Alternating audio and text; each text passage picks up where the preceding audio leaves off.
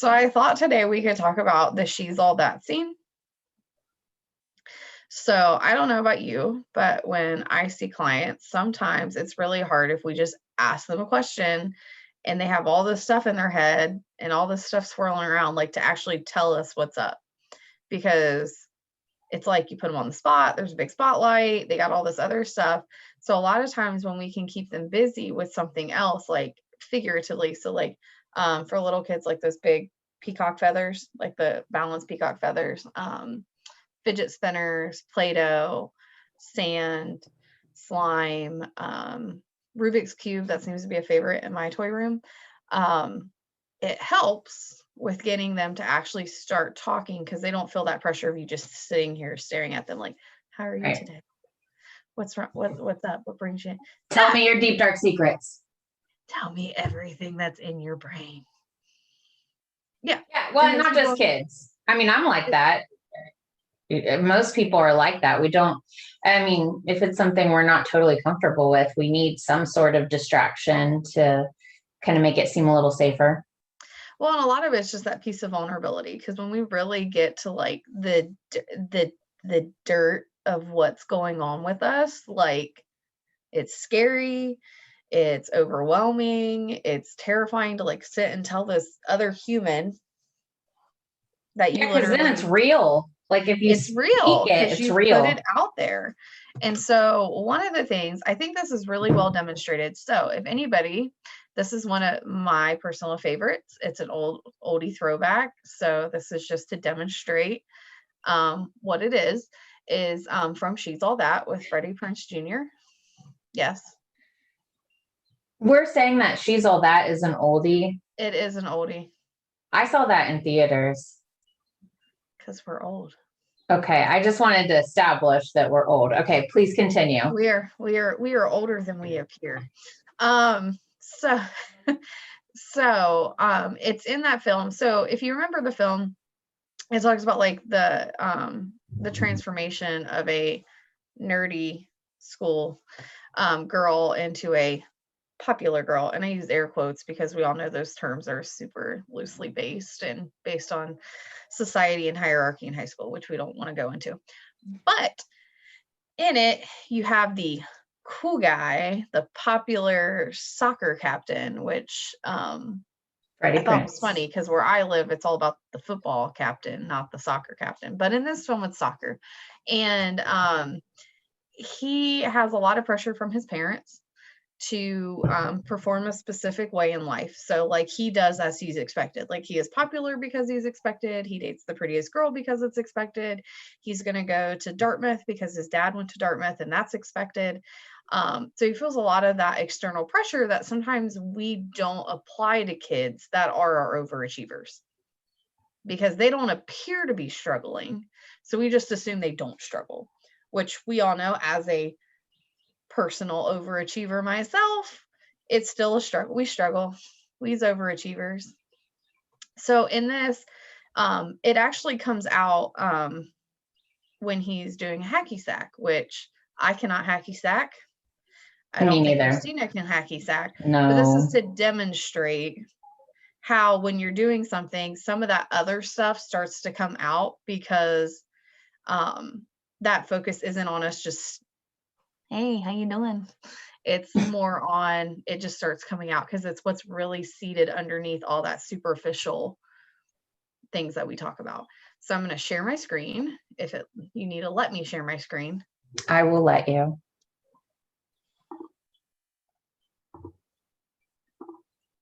Now you may. Thank you. Thank you, ma'am. All right, so this is actually just on YouTube. So it's Freddie Prinze Jr.'s Hacky Sack.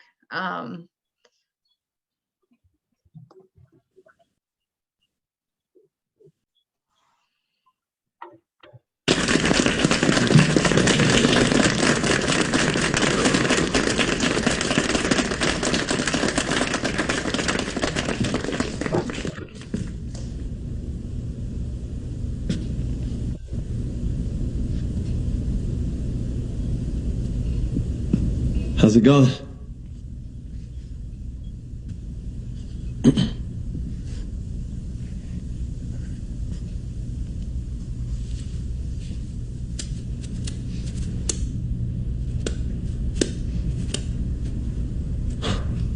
It's a hacky sack.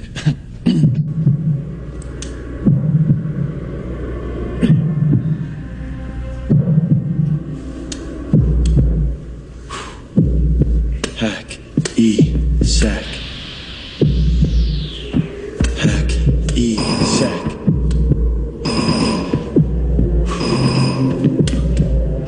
Bounce. Bounce. Gotta keep bouncing. Can't let it drop. Never let it drop.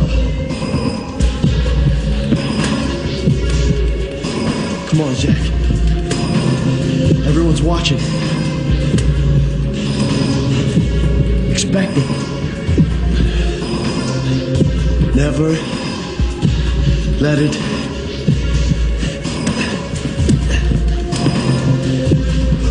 drop.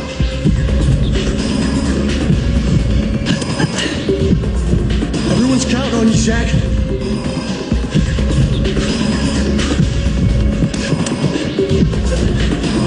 Don't let it drop.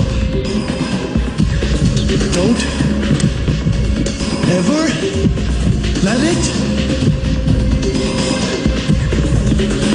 drop.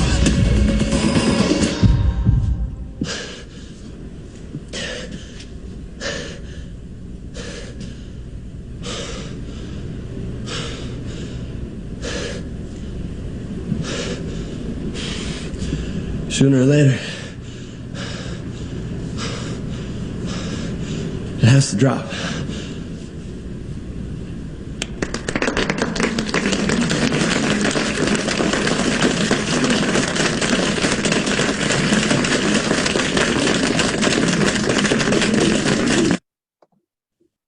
So that is my old adolescent. I don't even think I was an adolescent when this came out. I think it was like out in 99.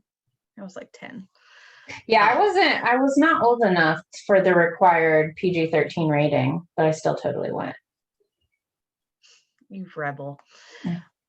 But a lot of it speaks to that factor of like, it didn't even, you can tell like when you watch that. I remember watching it when I was 10 and not getting it. I didn't get like, what's the big deal? Who cares, you know, because at 10 you don't have those real life concerns. But now as a therapist watching it, you can tell like that immense pressure that he never actually talks about. Like, it's expected, I just do what I'm expected to do. And I think we can say that for the majority of any client I see, there's a lot of that expectation of any age, and personally, even as a therapist, our expectations for ourselves. What kind of stuff do you use in your room, like when you meet with people? Well, I'm going to start using this clip for sure because, I mean, as I'm watching it, I always got cringy whenever I would watch it because I felt, do you do this? Do you have like movie empathy where you'll like, so like Freddie Prinze Jr. gets up on the stage and you're just like, oh my gosh, I'm so nervous for him. But that's how people feel when we're put on the spot, especially clients, because even if it's just a one-on-one conversation, there's this sense of stage fright, and here I am like front and center, and you just get to sit back and watch me, you know, be uncomfortable. So I'm definitely going to use this clip. So I have had to transition because I do only online therapy now.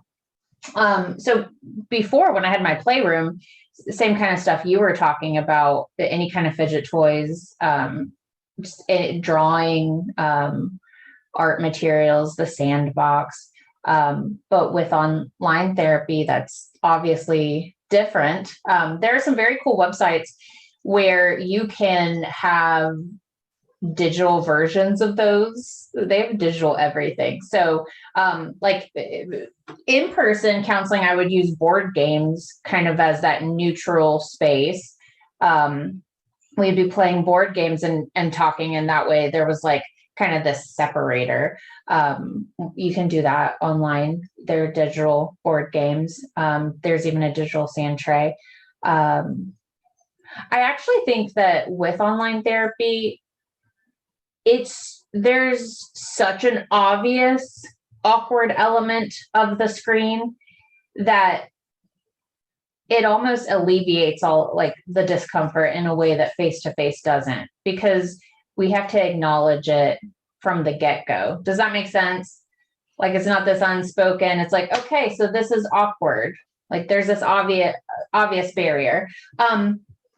But so in addition to just using like the websites and the online resources, I like to pull in the games. I like to do, I'll share my screen, share control, and we'll do artwork together digitally. If I want to have a session that we're using tangible toys or art, I'll let them know ahead of time to get some supplies, and it's just household stuff, easy, accessible stuff. And then a lot of times it's just whatever they have around. I mean, they're in their space, the client's in their space, the way I do it. So, if they want to do like show and tell, or if they have like a favorite toy, it's I think more accessible in a lot of ways because they are in their own space. They're not coming to mine and only able to use what I have, if that makes sense. But I'm still working on it because I've only been doing this since, the pandemic started. So I'd be interested in learning some ways of transitioning into online resources. I just rambled a bunch, so It's not okay. going to cut it though. This is me. Take me as I am. Yeah, I've definitely noticed, especially with like pre-teen and teens, those are the ones I typically get the like deer in the headlight look. Even if you just say, "How you doing?" Right. That's She a big talking to me? question. Is she talking to me? Why? Or I have like little kids that are like, "I'm just not going to answer you for fun." And I'm like, "Well, I'll just sit and stare at you. I can do it." They never last more than 5 minutes. I haven't had one last more. But yeah, so the idea for this clip, like it literally just hit me when I was thinking about like that deer in the headlight look, and that like sometimes we know there's some more underneath that surface, but trying to get under that surface is so vulnerable, and trying to demonstrate that. And I think this clip shows that, because he didn't necessarily say what it was, but you can tell he's feeling all that pressure and he has nowhere else to say anything. Yeah, it wasn't just about the hacky sack. I mean, obviously, step on a stage, you're in the middle of like this No, the hacky place. sack was the metaphor. Although you could totally tell he was out of his comfort zone for sure. But yeah, I think this is a good clip for just talking about like having those healthy distractions to help the person feel a little more comfortable. But definitely like those high achieving kind of perfectionist people, if you seem to have your whole life together, I worry about you, because it takes a lot of internal struggle to look so perfect on the outside. And and that has been perpetuated by social media, because it is like people, especially teenagers I see, they believe like that one snapshot of that moment means life is perfect. And I'm like, no, life is perfect. And the imperfection is what makes life beautiful. Like there's a lot more to life than just that picture.